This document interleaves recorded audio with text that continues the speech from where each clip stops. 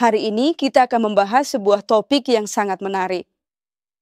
Ketika saya praktik di klinik, seringkali pasien yang baru ingin hamil atau yang sudah hamil bertanya kepada saya, "Dokter, tolong beritahu kami aturan-aturan atau hal-hal apa saja yang harus kami lakukan agar persalinan kami bisa berjalan normal?"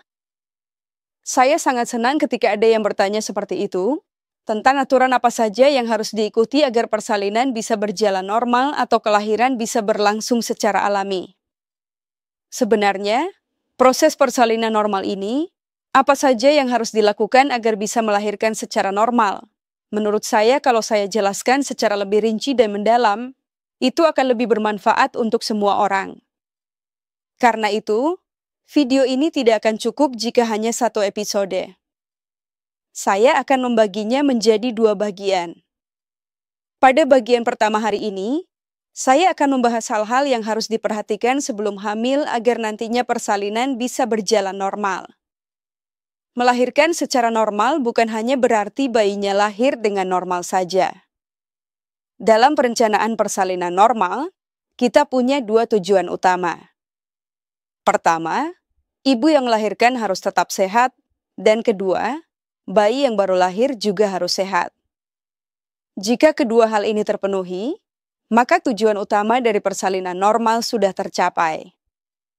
Jadi, mari kita bahas di episode pertama ini, persiapan apa saja yang harus dilakukan sebelum hamil. Dengan persiapan ini, kita bisa menjalani kehamilan dengan baik dan persalinan pun bisa berjalan secara alami. Saya selalu mengatakan bahwa ada beberapa persiapan yang harus dilakukan sebelum hamil. Persiapan atau kesiapan yang saya maksud dan yang selalu saya sampaikan kepada pasien saya adalah kesiapan mental dan kesiapan fisik. Sekarang, mungkin banyak yang bertanya, kesiapan mental itu maksudnya apa? Di zaman modern ini, perempuan kita semakin terdidik. Kita juga bekerja di banyak tempat, bekerja di luar rumah, dan banyak perempuan kita yang bahkan bekerja di posisi tinggi, baik di dalam negeri maupun di luar negeri. Untuk melakukan semua itu, seringkali dibutuhkan perencanaan. Misalnya, ketika seorang perempuan baru menikah, mungkin dia baru mulai bekerja atau masih melanjutkan pendidikannya. Jadi, pekerjaan, studi, dan membangun keluarga baru, semua itu harus direncanakan dengan baik. Jika ada sesuatu yang terjadi di luar rencana, maka ritme hidup bisa terganggu. Jadi, apa sebenarnya yang dimaksud dengan kesiapan mental? Setelah menikah, pasangan baru harus memikirkan kapan mereka akan memiliki anak.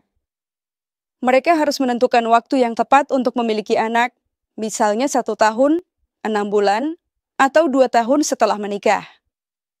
Begitu, kan? Inilah yang disebut kesiapan mental kita, sebuah fondasi krusial yang membentuk bagaimana kita menghadapi setiap tantangan dan peluang dalam hidup. Kesiapan mental bukan sekadar absennya stres atau kecemasan, melainkan sebuah kondisi proaktif di mana pikiran dan emosi kita selaras untuk menghadapi tekanan, ketidakpastian, dan perubahan dengan ketahanan. Ini melibatkan kemampuan untuk tetap fokus di bawah tekanan, mempertahankan optimisme meskipun ada kemunduran, dan beradaptasi dengan cepat terhadap situasi yang tidak terduga.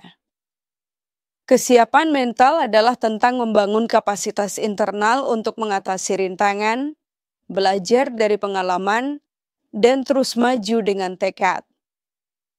Ini mencakup pengembangan pola pikir yang positif, kemampuan untuk mengelola emosi secara efektif, dan memiliki strategi yang kuat untuk mengatasi kesulitan. Misalnya, dalam menghadapi proyek yang menantang, kesiapan mental memungkinkan seseorang untuk melihat hambatan sebagai peluang untuk belajar, bukan sebagai alasan untuk menyerah. Dalam situasi krisis, kesiapan mental membantu individu untuk tetap tenang, berpikir jernih, dan membuat keputusan yang rasional. Ini adalah hasil dari latihan berkelanjutan, refleksi diri, dan pengembangan kebiasaan yang mendukung kesehatan mental. Membangun kesiapan mental membutuhkan kesadaran diri untuk memahami kekuatan dan kelemahan kita, serta disiplin untuk secara konsisten melatih pikiran kita agar tetap tangguh. Ini juga melibatkan kemampuan untuk mencari dukungan ketika dibutuhkan dan untuk belajar dari pengalaman orang lain. Pada akhirnya, kesiapan mental adalah aset tak ternilai yang memungkinkan kita untuk tidak hanya bertahan, tetapi juga berkembang dalam menghadapi kompleksitas kehidupan, memastikan bahwa kita selalu siap untuk menghadapi apapun yang datang dengan pikiran yang kuat dan hati yang teguh. Apakah ada penyakit, misalnya talasemia? Jika ada, pasangan atau suaminya perlu tes, dan kami ingin tahu riwayat keluarganya. Berdasarkan itu, kami berikan pengobatan dan dorong kehamilan.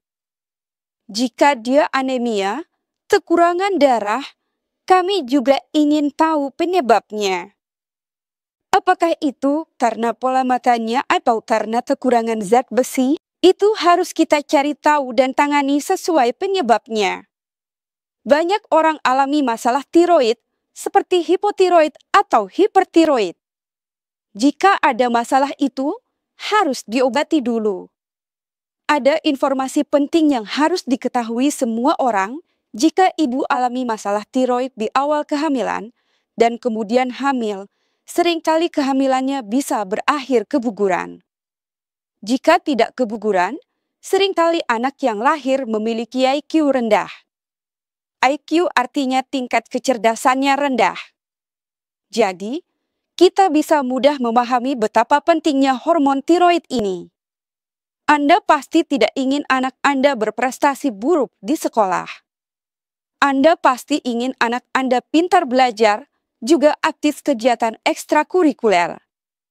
Jadi, jika Anda menginginkan itu, Anda harus mempersiapkan semuanya sebelum kehamilan. Selain masalah medis ini, masih ada masalah lain. Misalnya, yang kita sebut infeksi. Infeksi itu bisa seperti apa? Bisa saja infeksi sederhana pada gigi yang kita sebut sebagai karies gigi. Jika ada infeksi pada gigi, itu juga harus diobati sebelum hamil.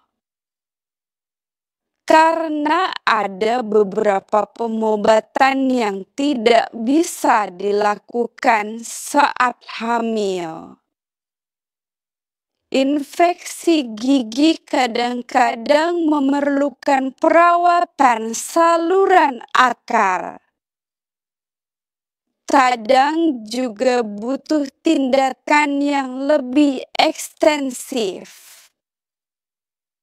Jadi, saat hamil, jika harus berobat gigi, seringkali terjadi pendarahan yang cukup banyak sehingga kami tidak menganjurkan ibu hamil untuk melakukan perawatan gigi. Lalu bisa juga terjadi infeksi saluran kemih atau yang kita kenal sebagai ISK. Banyak perempuan yang cenderung mudah terkena infeksi saluran kemih. Jika seperti itu, dia harus benar-benar berkonsultasi dengan dokter spesialis untuk mengetahui apa saja yang harus dilakukan jika hamil dan bagaimana mengubah gaya hidup agar selama kehamilan tidak sering terkena infeksi saluran kemih. Selain itu, ada juga beberapa infeksi lain seperti infeksi virus hepatitis C, infeksi virus hepatitis B, dan infeksi lain di tubuh. Infeksi-infeksi tersebut juga harus diobati terlebih dahulu. Selanjutnya, sebelum hamil, ada beberapa vitamin dan mineral tertentu yang biasanya kami berikan. Di antaranya, asam folat adalah yang paling penting. Kami selalu menyarankan untuk mulai mengonsumsi asam folat 3 hingga 6 bulan sebelum hamil, dan banyak laporan statistik atau hasil penelitian yang menunjukkan bahwa banyak ceket lahir pada bayi disebabkan oleh kekurangan asam folat.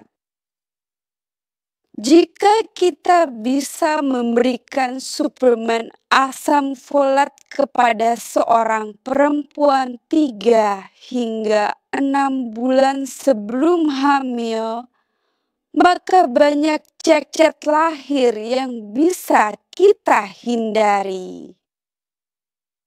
Sebelum hamil, kita juga bisa memberikan obat cacing atau anti-helminthid. Karena cacing atau helmin seringkali menjadi penyebab utama anemia, tidak hanya pada perempuan, tapi juga pada banyak populasi. Oleh karena itu, sebelum hamil, sangat penting untuk minum obat cacing.